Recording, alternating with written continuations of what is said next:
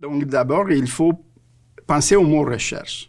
Donc recherche, c'est recherche. Ça veut dire que pour faire de la recherche, il faut s'attendre qu'il faut chercher plusieurs fois. Donc c'est pas juste cherche, c'est la recherche. Et c'est ça que je dis à mes étudiants quand je décris la carrière de recherche, que pour s'embarquer, il faut avoir de la persévérance parce qu'il faut chercher plusieurs fois. Et même quand on a arrivé à la fin de notre recherche, on a trouvé quelques résultats, ces résultats vont ouvrir la porte à d'autres questions de recherche. Donc, c'est un processus continu. Donc, pour être un bon chercheur, il faut avoir cette mentalité d'être persévérant, d'être curieux, de ne jamais s'arrêter. Il faut être flexible, accepter que nos attentes initiales ne sont pas respectées. En fait, et je trouve que ça, en fait, c'est un côté très intéressant de la recherche parce que la plupart des grandes découvertes dans la science ont été inattendues par les chercheurs qui s'embarquaient initialement dans leur projet de recherche. Je m'appelle Ovidiu Lungu, je suis enseignante au département de psychologie au Cégep Marie-Victorin et aussi chercheur au Cégep, mais aussi dans le milieu universitaire à l'Université de Montréal et à McGill. J'ai fait mon bac et mon doctorat en psychologie en Roumanie avec une thèse de doctorat en psychologie sociale. J'ai poursuivi mon premier stage postdoctoral aux États-Unis, à Minneapolis, dans le domaine de neurosciences, où j'ai étudié le contrôle cognitif et l'apprentissage moteur, mais aussi l'apprentissage non moteur. Après ce stage postdoctoral aux États-Unis, j'ai immigré au Canada et au Québec, et j'ai continué avec un deuxième stage postdoctoral à l'Université de Montréal. Après ces deux stages postdoctoraux, je me suis embarqué dans l'activité de recherche. Donc, j'ai devenu affilié au département de psychiatrie, même si je suis psychologue à la base. Et je collaborais avec plusieurs chercheurs au département de psychiatrie. Et après, j'ai travaillé dans un centre de recherche affilié à une CHSLD, donc un centre de recherche qui était centré sur le vieillissement, où je fais un peu de la recherche clinique.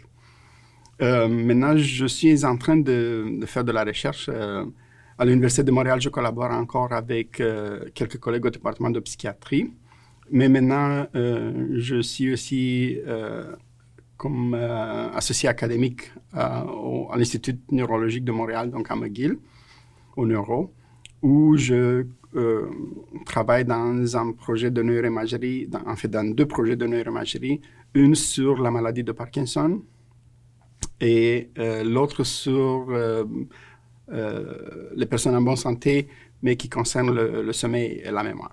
En passant dans 3 pays différents, donc je travaille en Roumanie, je fais la recherche en Roumanie, mais j'ai enseigné aussi en Roumanie. Et en passant par les États-Unis et ici au Québec, je peux dire que le système collégial au Québec, il est plus semblant au système universitaire en Roumanie, où les professeurs universitaires sont embauchés par l'université pour enseigner. Donc, l'enseignement, c'est leur tâche principale. C'est un peu comme ici au collège. Et la recherche, c'est leur tâche secondaire. Donc, ils sont impliqués dans la recherche, mais ils ne sont pas obligés de faire de la recherche. Et je pense que ce système est mieux, à mon avis, parce qu'en fait, la métier de professeur et la métier de chercheur, les deux métiers sont assez différents et il faut avoir une capacité dans les deux champs pour être aussi un bon professeur et un bon chercheur. Donc, il y a deux côtés que je vois principal dans la métier d'enseignante. C'est connaître la matière, c'est une chose, mais transmettre la matière, c'est une autre chose. Donc, il y a des gens qui sont très bons dans leur domaine. Si on leur donne un test de connaissances, disons, ils vont faire très bien ce test. Mais quand il s'agit de transmettre leurs connaissances aux autres, peut-être ils ne sont pas capables. Donc, et être chercheur peut aider dans les deux.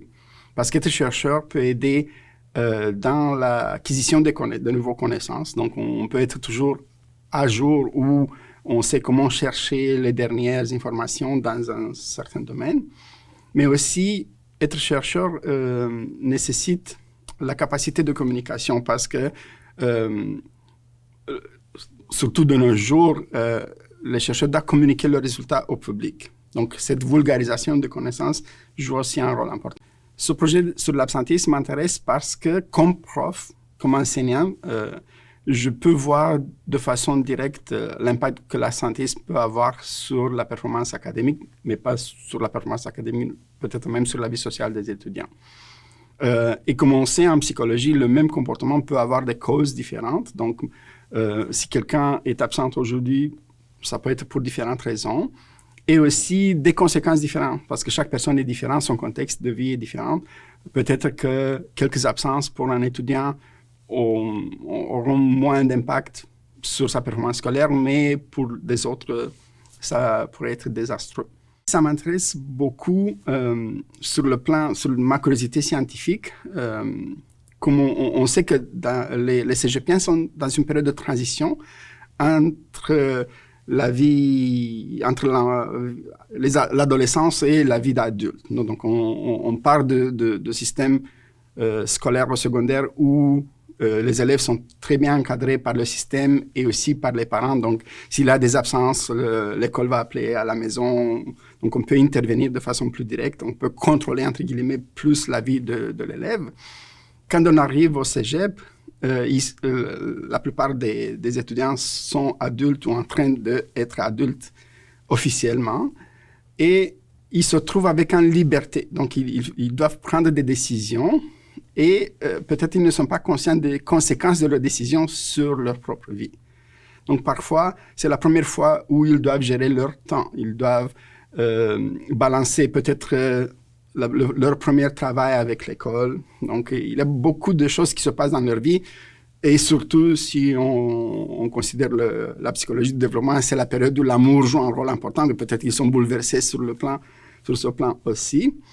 Donc, c'est intéressant de mettre en liaison ce qu'on voit comme absentéisme avec ce contexte social de vie pour voir dans quelle mesure l'absentéisme est lié à différents aspects de leur vie, mais en même temps de faire un inventaire des conséquences possibles de leur absentéisme pour mieux intervenir, parce qu'au cégep, on a aussi des différents intervenants, en plus des professeurs, qui peuvent intervenir pour aider les étudiants à traverser cette période de transition.